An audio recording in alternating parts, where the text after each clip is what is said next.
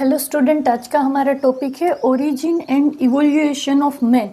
Origin मतलब इंसान कैसे बना है। तो पहले तो प्राइमेट्स थे। प्राइमेट्स क्या है?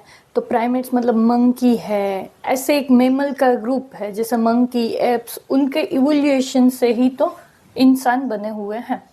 और फिर एक इंसान से मतलब जो इंसान थे वो पहले के इतने वेल डेवलप नहीं थे, फिर धीरे धीरे उसका इवोल्यूशन हुआ और मॉडर्न ह्यूमन बना है। तो इसमें हम दोनों पढ़ेंगे, ओरिजिन और इवोल्यूशन ऑफ मैन। अब हमने ये ओरिजिन और इवोल्यूशन हुआ है ऐसा हमको कैसे पता लगा? तो फोसिल्स है। फोसिल्स क्या होता है? जब जमीन के अंदर से बहुत सारे लेयर अंदर से हमको बहुत सारे ह्यूमंस जो है पुराने, उनके बोन्स वगैरह मिलता है, उनके स्ट्रक्चर्स वगैरह को स्टडी किया जाता है और उससे हमने ये पूरा का पूरा इवोल्यूशन स्टडी करा है। जितने भी अभी तक फोसिल्स एविडेंस मिले हैं उससे ये बात क्लियर हो गई है कि इंसान का जो ओरिजिन है वो ये जगह से हुआ है। नेक्स्ट, ये चार्ट बहुत इंपॉर्टेंट है, ठीक है। तो पहले से हम स्टार्ट करते हैं कि पहले प्राइमेट्स थे। दो प्राइमेट्स थे। 15 मिलियन ईयर अगो दो टाइप के प्राइमेट्स पाए जाते थे। एक है ड्रायोपिथिकस और एक है रामापिथिकस। अब ड्रायोपिथिकस है वो एप लाइक दिखते थे ज्यादा, जबकि रामापिथिकस है वो ज्यादा ह्यूमन जैसे दिखते थे। इसीलिए इससे ये फाइनल हो गया कि रामापिथिकस है उसका ही इवोल्यूशन होके ह्यूमंस बने होंगे। नेक्स्ट, ड्रायोपिथिकस है उसमें से ही रामापिथिकस इवोल्यूट हुए। मतलब पहले ड्रायोपिथिकस वो ज्यादा एप लाइक दिखते थे, फिर धीरे धीरे इवोल्यूशन हुआ और उससे जो बने वो रामापिथिकस थे। और वो कैसे दिखते थे? ह्यूमन जैसे दिखते थे। तो ड्रायोपिथिकस और रामापिथिकस जो है उन दोनों की कॉमन चीजें क्या है जो दोनों में थी? तो दोनों गोरिल्ला और चिंपांजी जैसे चलते थे और बॉडी हेयरी थी, हेयर्स थे बॉडी पे, ठीक है। नेक्स्ट, ये रामापिथिकस है उसका ही इवोल्यूशन हुआ है वापस। पहले से 15 मिलियन ईयर अगो दो टाइप के प्राइमेट्स पाए जाते थे, ड्रायोपिथिकस और रामापिथिकस। ऐसा माना जाता है कि ड्रायोपिथिकस का ही इवोल्यूशन होकर रामापिथिकस बने हैं। और ड्रायोपिथिकस है वो एप लाइक दिखते थे, जबकि रामापिथिकस ह्यूमन लाइक दिखते थे, मैन लाइक दिखते थे। अब रामापिथिकस का ही आगे आगे इवोल्यूशन होके मॉडर्न ह्यूमन बने हैं। तो पहले से ड्रायोपिथिकस थे 15 मिलियन ईयर अगो, उससे रामापिथिकस बने।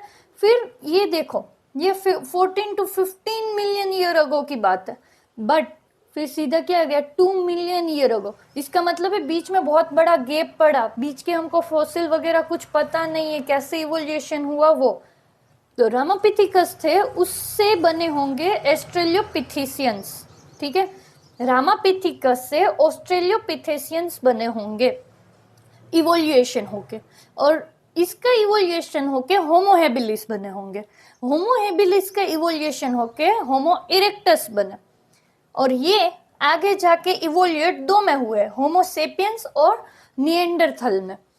अब यहाँ पे होमो इरेक्टस जो है उससे निएंडरथल बने और उससे होमो सेपियंस बने, ऐसा नहीं है, ठीक है। ऐसा माना जाता है कि निएंडरथल से होमो सेपियंस में इवोल्यूशन नहीं हुआ है। इसीलिए मैंने इन दोनों को अलग दिखाया है, क्योंकि ऐसा नहीं है कि इससे ये बना इससे ये बना, ऐसा नहीं है, ऐसा माना जाता है। वापस से सबसे पहले ड्रायोपिथिकस थे, उससे रामापिथिकस बना, उसका इवोल्यूशन होके ऑस्ट्रेलियोपिथेशियंस आए, उसके इवोल्यूशन से होमो हेबिलिस, उसका इवोल्यूशन मतलब होमो इरेक्टस, और होमो इरेक्टस का इवोल्यूशन होके होमो सेपियंस और निएंडरथल बने होंगे। ओके, नेक्स्ट, अभी तक हमने जितने भी नाम देखे उनकी डिटेल देख रहे हैं। तो उसमें फर्स्ट है ऑस्ट्रेलियोपिथेशियंस। ऑस्ट्रेलियोपिथेशियंस जो है उनको फर्स्ट एप मैन भी कहा जाता है। क्यों?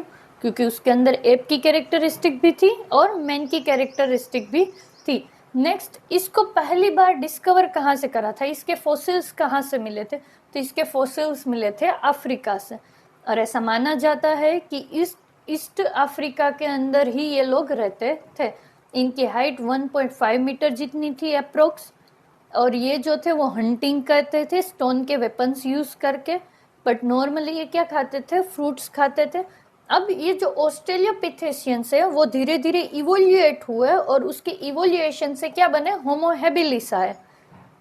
इनकी जो ब्रेन की कैपेसिटी थी वो 500 सीसी थी। सीसी का मतलब है क्यूबिक सेंटीमीटर, और ब्रेन कैपेसिटी वही है क्रेनियल कैपेसिटी, और उसको किस में मेजर किया जाता है, क्यूबिक सेंटीमीटर में मेजर किया जाता है। ओके, नेक्स्ट है होमो हैबिलिस। होमो हैबिलिस को स्किलफुल मैन या तो हैंडीमैन भी कहा जाता है। क्यों ऐसा कहा जाता है, क्योंकि ये स्टोन जो है उसको शार्प करके उसको एज अ वेपन यूज करते थे।